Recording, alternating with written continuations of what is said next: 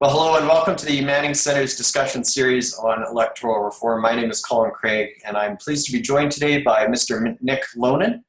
Nick is from British Columbia. He's a former MLA. He was a founding member of Fair Voting BC. He was previously a sessional lecturer on BC politics with an emphasis on voting reform and voting systems.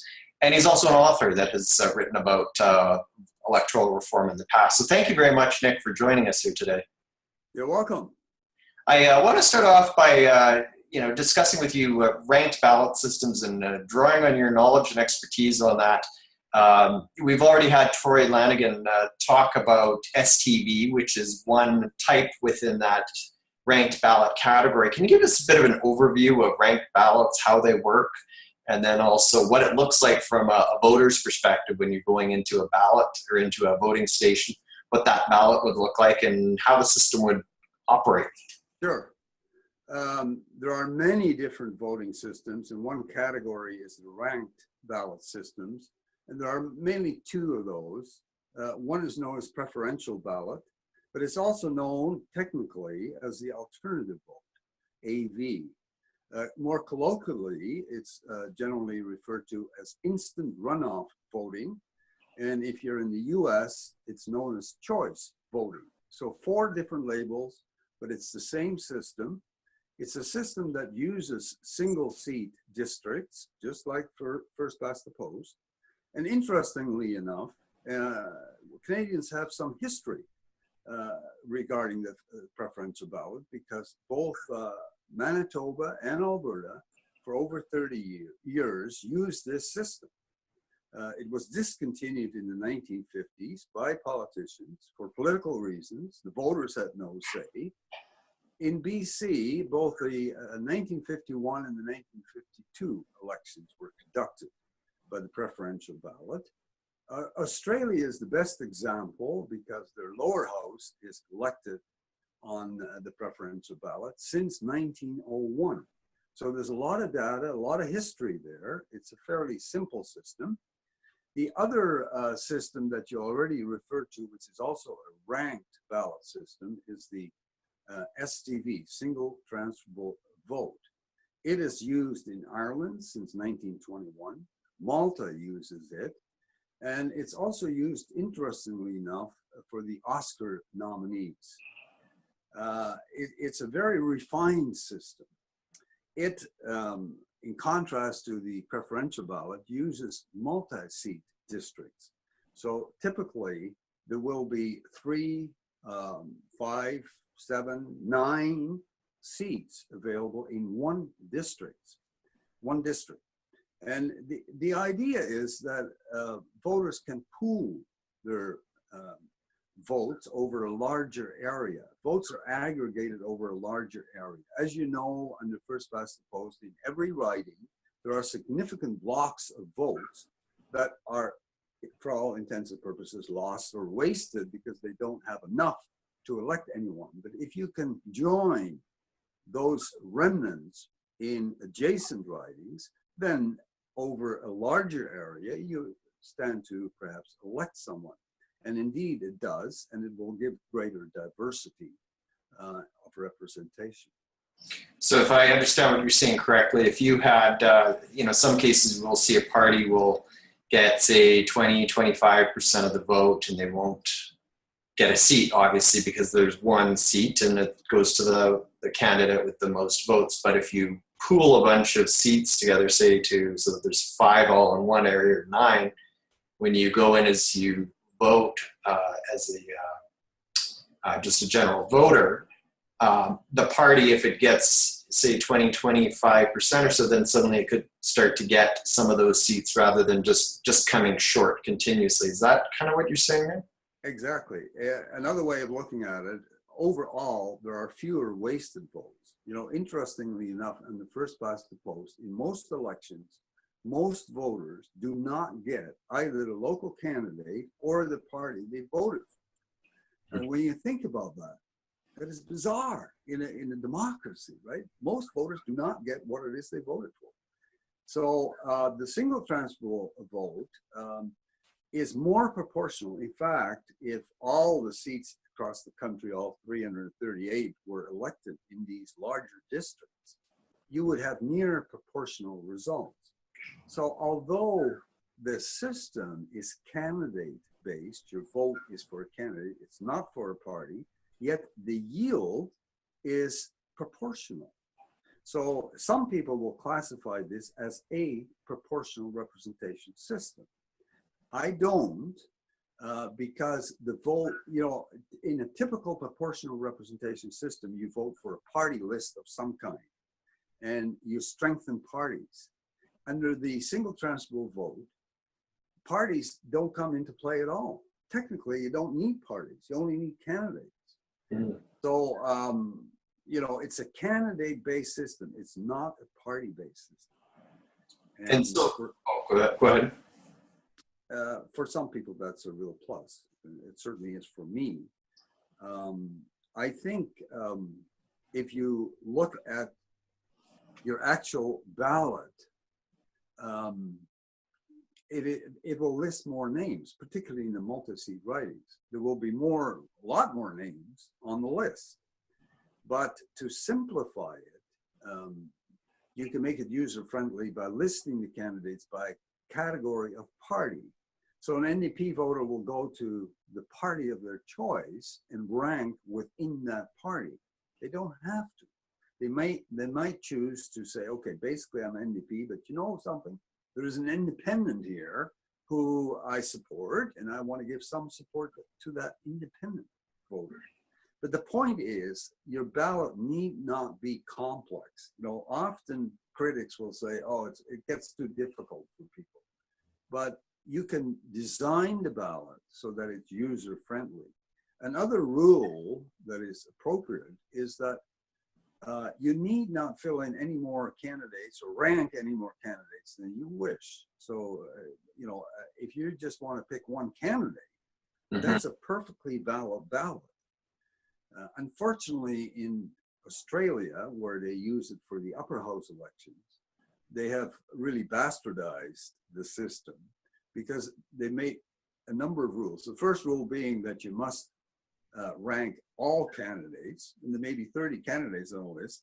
And then the second rule to overcome that first obstacle is, look, if you don't want to bother, you can just indicate which party you favor. And then the party will decide which candidates out of their list will go to represent you. And 97% of the Australians do that. But, that's a totally unnecessary requirement. So it sounds like from a voter's perspective, this could be a very simple system, or it could be something that gets quite complex. It really depends on how those that are running the election decide to set up this model. Is that? Absolutely. The Citizens Assembly in BC in 2005, they recommended that system after a year of study. And the Vancouver Sun sent a reporter to Ireland, interviewing people out in the street and the pubs, saying, look, is this really doable? Can people understand what it is they're doing? Do you have trouble filling in the ballot? And he was met with stares and shrugs of the shoulder. What are you talking about? It's as simple as 1, 2, 3. There's nothing complex about this. And in addition to that, Colin, when you think about it, people have absolutely no problem sorting through 30 different brands of breakfast cereals and making a right choice. The question is, which among these candidates do you favor most? Yeah. And that is simple. No complexity there. And so, if we go back to the different types of a ranked ballot, from what I'm understanding that you're saying, from what I've heard, it could be a system or an approach that is simple as someone going in, and it's a one-seat model where they have several candidates' names and they just rank them 1, 2, 3, 4, 5 or whatever, to a different model where you've got like a collection of seats and you could rank within a party, or you could rank your preference among candidates in different parties if you wanted, like you're saying about if you happen to like an independent candidate. So once you do the ranking in that single seat option, if no candidate do you have to get to that 50%? If you don't get to 50%, then you count up other people's ballots and then redistribute them. Is that how it works then? Well, that's right. In the single seat districts, it's very simple. If there's no winning candidate on the first count, the candidate with the least amount of preferences is eliminated. That person's ballots are redistributed among the remaining candidates according to the second choice as indicated, and that process repeats itself until there's a winning candidate. Okay. On the STV, it's a little bit more complex, but it's similar. It's very similar. You keep eliminating the one with the least preferences until you have your winning candidates. Okay. And then what do you see when you think about the big picture with our current system versus a ranked ballot approach? What do you see as the pros and cons of making that switch? Well, the first big difference is there's no need to vote strategically. In the last election, for instance, it is widely speculated that many NDP voters voted Liberal in fear of allowing a Conservative candidate to win. And their abhorrence of Harper was so strong that they would sooner vote Liberal than vote their first preference, which was NDP. So strategic voting means you don't vote for the person you want best of all, or the party or leader. You vote for second best in order to stop an even worse option from happening, which is a very, common occurrence, because academic studies have shown that on average, about 20% of voters vote strategically. And the first past the post, if you don't hit a winner, then your vote is discontinued. It's invalid. It's lost. It's wasted. It's no longer. But under ranked balloting, your vote will not be wasted. Will not stop. It will go on to your second choice. And so it gives a lot more choice to voters, and you get more genuine expression of what it is people want, and people don't have to play games. So that's a big advantage. You already mentioned that under the preferential ballot, you must have 50% plus one, and the same formula applies to the multi-seat district. So, the people that we send to Ottawa currently often have less than 50% support in their riding. That is not the case under ranked balloting. But, there's another overarching advantage. When you think about it, under our current system, when you put an X behind one or beside one name, you indicate thereby that you support this candidate and their candidate's leader and the party platform, and your support is absolute, total, complete. And you also indicate that you completely, absolutely reject all alternatives, which is very unrealistic, because even for the most partisan voters, there's always things about a party, a candidate that you don't like. And what is particularly difficult is you may want to support the party, but you don't like the local candidate. You like the local candidate, but you don't like the leader, and on and on. And you have to make those very difficult choices, and you really don't have a choice. But under ranked balloting, you do have that choice, because now, particularly in the multi-seat ridings, if you want to support the Conservative Party, you may have 3 candidates to choose from. You may have, or more. And suddenly you can support your party, but you also have some choice in, what type of local candidate do we get? And so there is no voting system that gives voters more choice than the single transfer vote. That is categorically true. If you want to empower voters rather than strengthen parties, you have to go for the STV system. That is the Cadillac of systems for empowering voters, because you have all kinds of choice. You can do it, you can use your ballot in a very sophisticated way. You can also use it in a very dumbed down fashion, right? Yeah. So all of that is left up to voters. And voters, in fact, participate in a party nomination process. See, that's another, to me, wonderful plus. You know, because nominations are a murky area in our democracy, and there's all kinds of dirty tricks. Why is that? Because seats are, in many cases, safe seats. And the real contest is not on election day, it's on the nomination. And if you're lucky enough to garner a nomination from a party, what you have is an exclusive franchise for that party brand. Yeah. And there's no more competition. Well, that is not the case when the voters are faced with not just one name, but 3, 4, or more names out of the same party. So there are no safe seats. All the incumbents, no incumbent can possibly be reelected unless they have the full endorsement, not just of the party, but of the voters. The voters out on the street will decide your fate. And what that does is, it's a built-in primary, really. What that does is it makes the MPs more accountable to, more responsive to their voters. You know, one of the great weaknesses of our system, in my view, is excessive party discipline. And, you know, we all know that. The House of Commons is a virtual rubber stamp because everybody gets told what to do. Yeah. And this is wrong.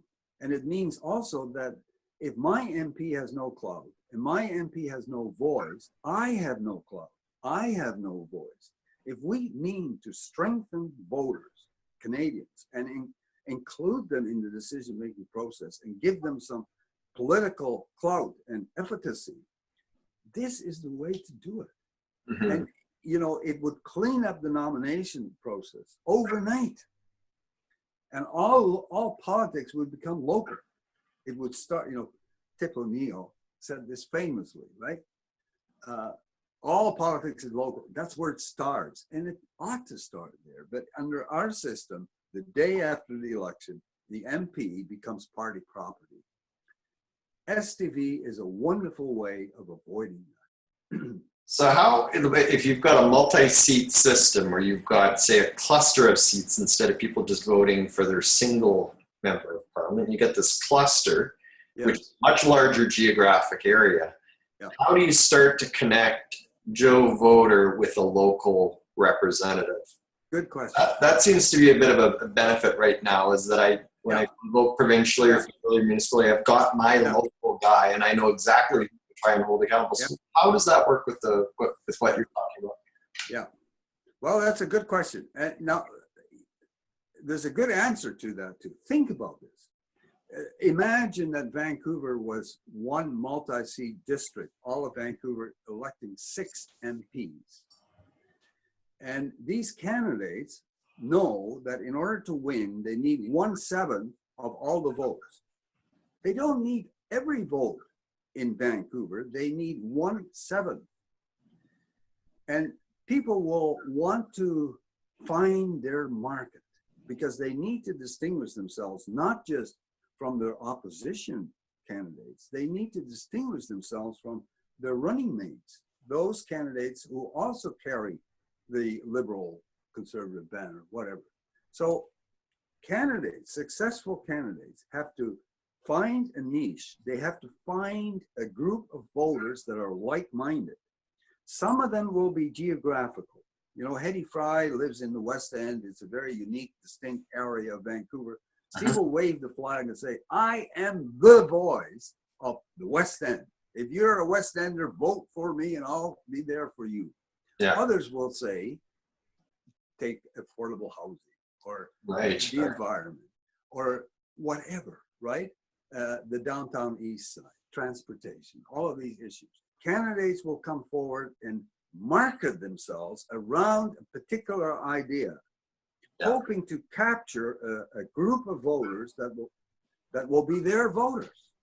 And you can bet your boots, Colin, that if you are elected successfully on your platform, you win, you are not going to abandon those folks. You're not going to represent all of the people in Vancouver. You have built yourself a market niche. And, you know, as someone from the political right, it bothers me that so few people see that. This is market driven. People who believe in market forces ought to latch onto this. It introduces competition. Politicians don't like this, but it's healthy. It's good for democracy. And the connection between your MP and your voters will increase multiple times under this system. So you're the person that you would previously have as a member of parliament that may be 5 minutes away. Instead, you might start to connect with a different member of parliament who might be a bit farther away. So if we use the Vancouver example, it might be someone that lives on the other side of Vancouver, but you know what, you're going to connect with them more because you're a real fiscal conservative and you know that they're a real fiscal conservative. And so you have a stronger connection that way, even though they're further away. Okay, all right. And so, you know, what is more important in politics? What is more important, to share your postal code or to share your basic values and ideas, right? So yeah. I want to, this system would collect people around values and ideas, not around geographic areas. And in you know, our modern world is less and less bound by geographic boundaries. And for goodness sakes, what is the political significance of living on one side of Vancouver's Kingsway as opposed to the other side of Vancouver? There is none. But there are real differences in terms of ideals, ideas, values. And those need to be captured in our political system. And we don't do it under first past the post. But so, this system would and will. And if, like I said it before, as we've talked about, there's different options for a ranked ballot approach. If you could wave a magic wand, Nick, and say that here's the system that I really think that should be implemented in Canada, what would that look like? Could you give us an idea of how you think that could operate? You know, Colin, in my 1997 book, Citizenship and Democracy, I argued that all seats in Canada should be elected under the STB system, the ranked ballot in multi-seat district. That may be ideal, but I don't think it's possible politically for two reasons. One, it would lead to chronic coalition government. And most Canadians are not ready to embrace that. We're wary of that. We're not comfortable, like the Europeans are, with coalition government. But secondly, the rural ridings would be so large, they would be deemed to be unmanageable. So here's my proposal. And in fact, I've made this proposal to the current parliamentary committee.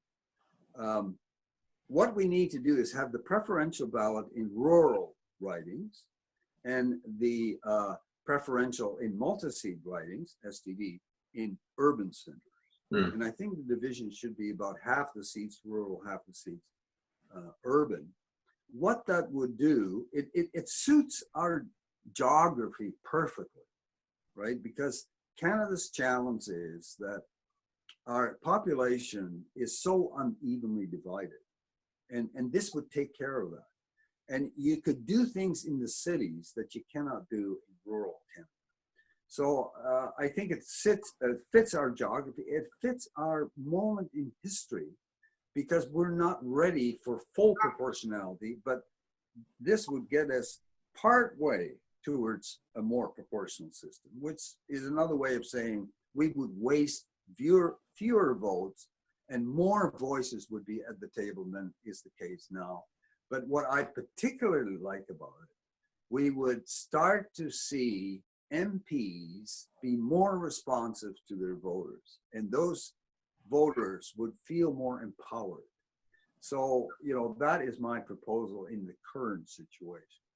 And so just on that, if we've got a single seat preferential ballot in rural areas, would that lead to more Liberals getting elected? And the reason why I'm asking is, Yeah. you think about that typical ballot right now, and it, things could change under this model that you're talking about in terms of the number of parties and so forth. But right now we've got the Conservatives, you've got the Liberals in the middle, and you've got the NDP. And typically a Conservative, if they're not going to vote Conservative, they'd rather see a Liberal because they're more aligned ideologically, at least historically, and vice versa for the NDP. They'd rather go towards the center with the Liberal Party than jump all the way across to the Conservatives. So if it kept coming down to everyone's second choice, wouldn't that in those rural parts lead to more Liberals getting elected, or what's your?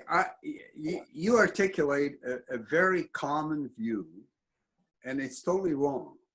Okay. I'm sorry to say that.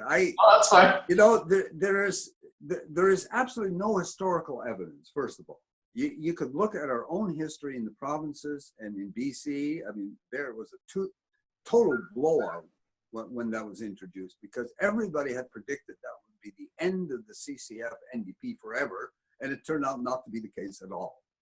And so, because in that situation, the conventional wisdom was all the second choices of the Conservatives will go to the Liberals, and the Liberal second choices will all go to the Conservatives, and the NDP will be frozen out, and it turned out to be totally wrong. You can look at, over 100 years of history in Australia. Has that system put the Conservative voices at a continual chronic disadvantage? No, it hasn't.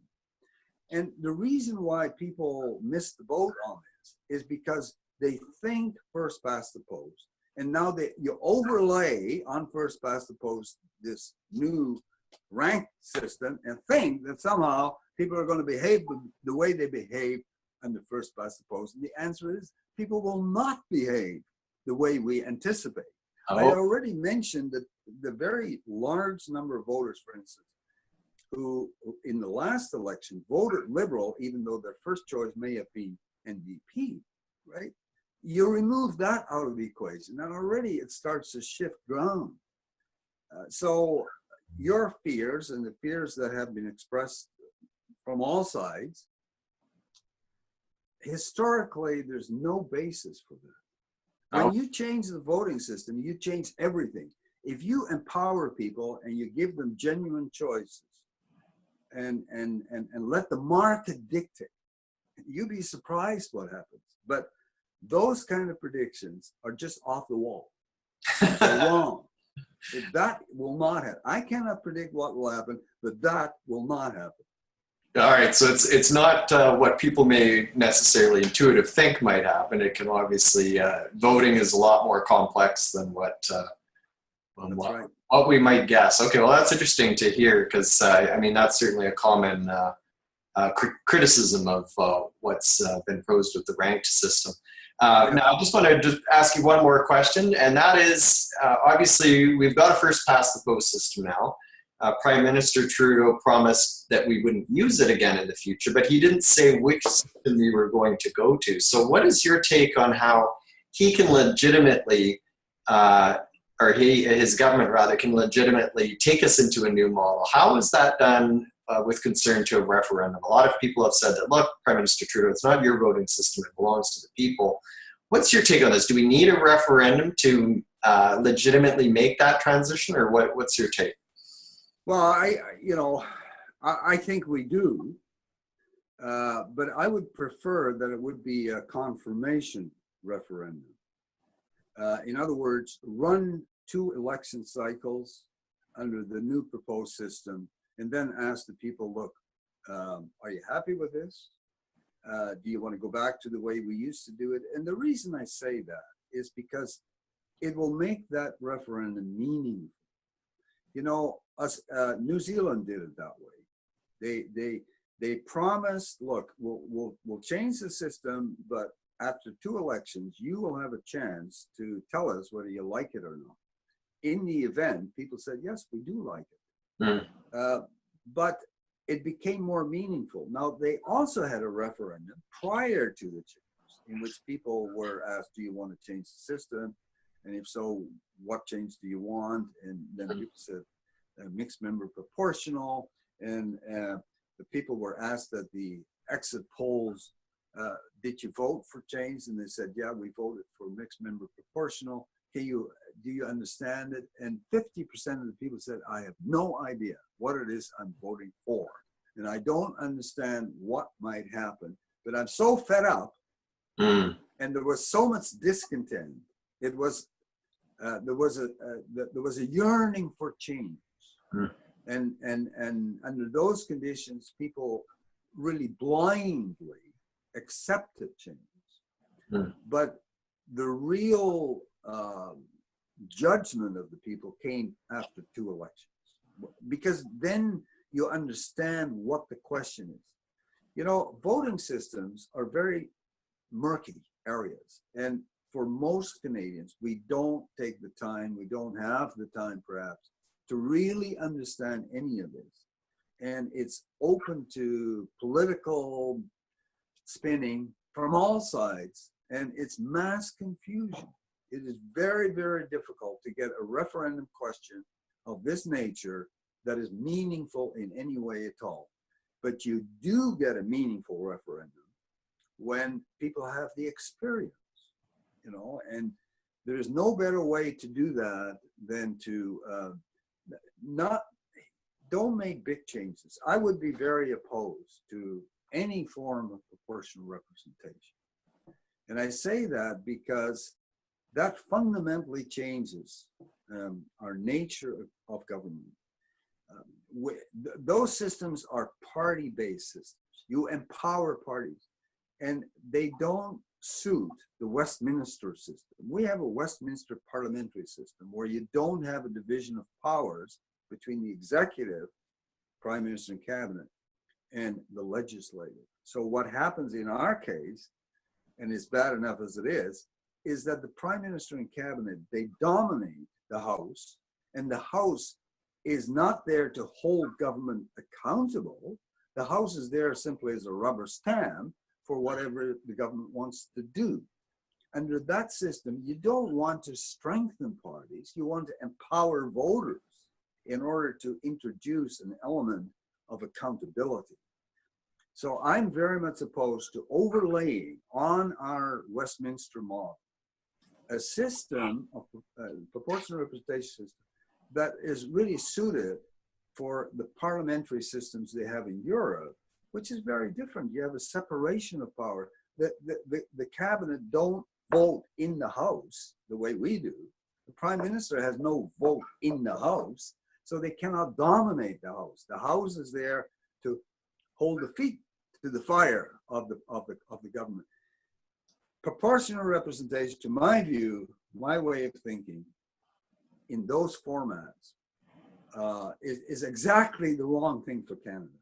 And right-wing people who believe in smaller government, who believe that governments, that power, political power is a dangerous good, that power should be dispersed, not concentrated.